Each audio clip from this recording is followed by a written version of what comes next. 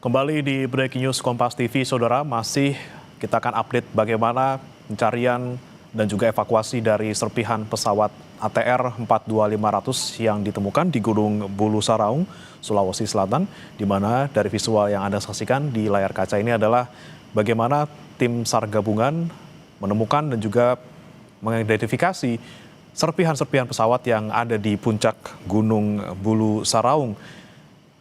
Setelah menemukan serpihan berupa window, kemudian badan, dan juga ekor pesawat, kini tim SAR gabungan fokus pada mencari badan pesawat utama.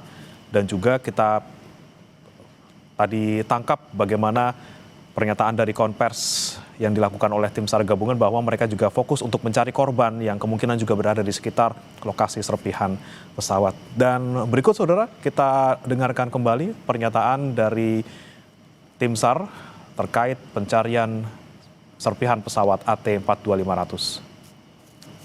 Bahwa pada pukul 8:02 local time tadi pagi, tim SAR gabungan, dalam hal ini heli Karakal milik TNI AU, berhasil menemukan serpihan pesawat, di mana diyakini itu adalah badan pesawat, ekor pesawat, dan jendela pesawat.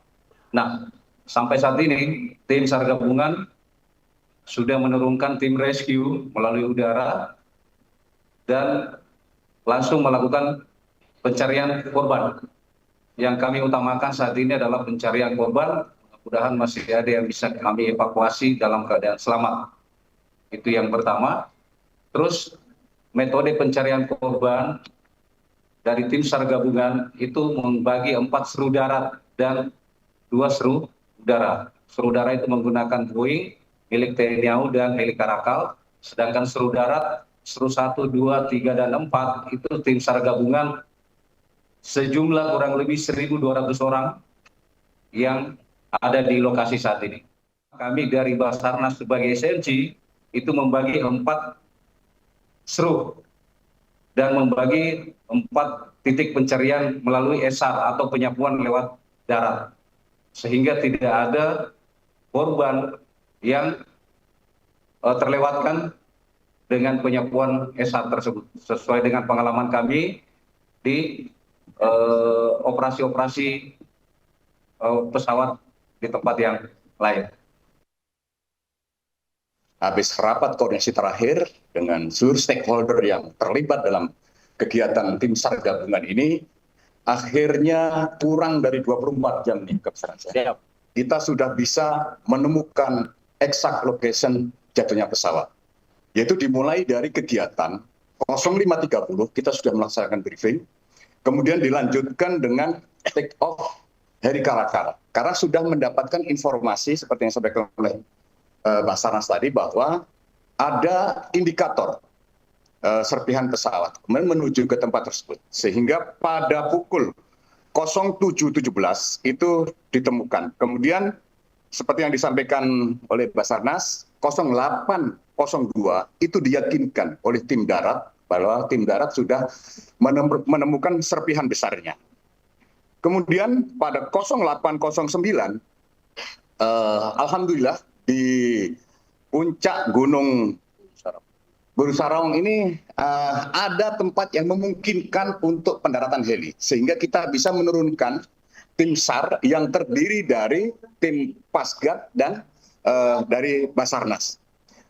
Mereka membawa peralatan, di samping itu juga membawa alat komunikasi, sehingga kita yang ada di Pusko itu bisa langsung berkomunikasi dengan tim yang ada di TKP ataupun tempat pesawat itu jatuh. Kemudian pada 08.17 tim SAR kita 5 personil Pasgat dan 1 personil SAR sudah bisa turun dari heli dan sekarang sedang meyakinkan bersama dengan tim darat. Perlu saya sampaikan bahwa kondisi medan sangat ekstrim, kemudian cuaca juga demikian. Hari ini di samping kita mendapatkan kondisi medan yang seperti itu, juga cuaca sekarang di daerah tempat kejadian itu cukup berkabut. Kemudian hasil temuan tim SAR intinya adalah kita sudah menemukan dua bagian besar pesawat terdiri dari badan pesawat, ekor pesawat, serta jendela pesawat. Ini sudah ada koordinatnya dan sekarang tim darat sedang melaksanakan kegiatan di lokasi pendaratan. Berkaitan dengan hal tersebut, kita nanti kalau sudah menemukan korban ataupun berupa jasad dan sebagainya, kalau cuaca memungkinkan, kita akan evakuasi menggunakan heli. Dengan catatan safety first apabila kondisi cuaca dan medan memungkinkan. Kalau tidak, nanti kita akan bawa korban yaitu ke pos yang sudah berfungsi, yaitu di wilayah Kabupaten Pangkep, khususnya dari pos desa Tompobulu. Di sana sudah ada pos gabungan terdiri dari TNI, Polri, serta pemerintah daerah. Dan tadi sudah dipimpin langsung oleh Bapak Danrem 141 Totupuli bahwa beliau sudah memimpin kurang lebih 145 tim gabungan. Dan nanti setelah sudah sampai TKP hari ini sudah dibagi menjadi beberapa tim. Intinya di sana adalah kerja body system minimal bergerak satu tim, mengingat kondisi cuaca dan medan yang cukup ekstrim. Dan saudara, kita akan tanyakan bagaimana update dari pencarian badan pesawat ATR 42500 bersama jurnalis Kompas TV Wafik Aziza yang ada di Bandara Sultan Hasanuddin Makassar di Kabupaten Maros, Sulawesi Selatan. Selamat pagi Wafik, apa yang kemudian akan dilakukan oleh tim SAR gabungan setelah ditemukannya serpihan pesawat berupa window, badan dan juga ekor? Iya, jadi pada pukul 7:15 waktu Indonesia Tengah tadi memang tim Angkatan Udara yang melakukan pencarian melalui helikopter berhasil menemukan titik jatuhnya pesawat ini. Namun yang menjadi kendala saat ini adalah beberapa bagian pesawat itu titiknya berbeda. Ada tersebar di 4 titik yang berbeda, di mana tim rescue sudah melakukan pencarian korban setelah kemudian evakuasi setelah kemudian menemukan beberapa titik dari puing-puing. Dari ini ditemukan di beberapa bagian yang berbeda. Kemudian saat ini setelah ditemukannya beberapa puing pesawat di titik yang berbeda di Gunung Bulu Saraung, Kecamatan Tompobulu, Kabupaten Pangkep.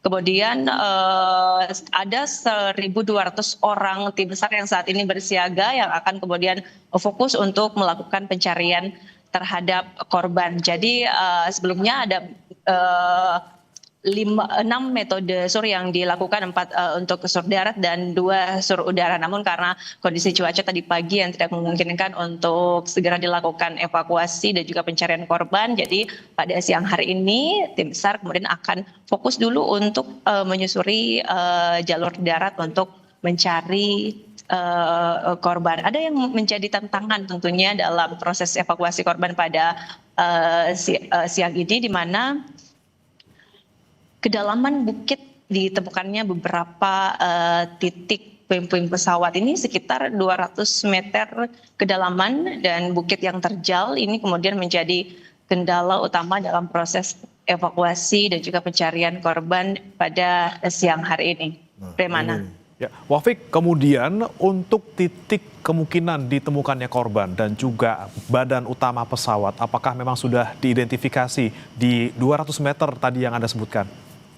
Baik, ada dugaan dari pihak Basarnas bahwa pesawat yang kemudian ditemukan di Bulu Saraung ini menabrak gunung, menabrak lereng hingga kemudian terpisah jadi beberapa bagian. Ini kemudian yang menjadi fokus utama dari tim Basarnas untuk menyisir titik-titik ditemukannya banyak puing-puing dari proses evakuasi yang dilakukan pada pagi tadi.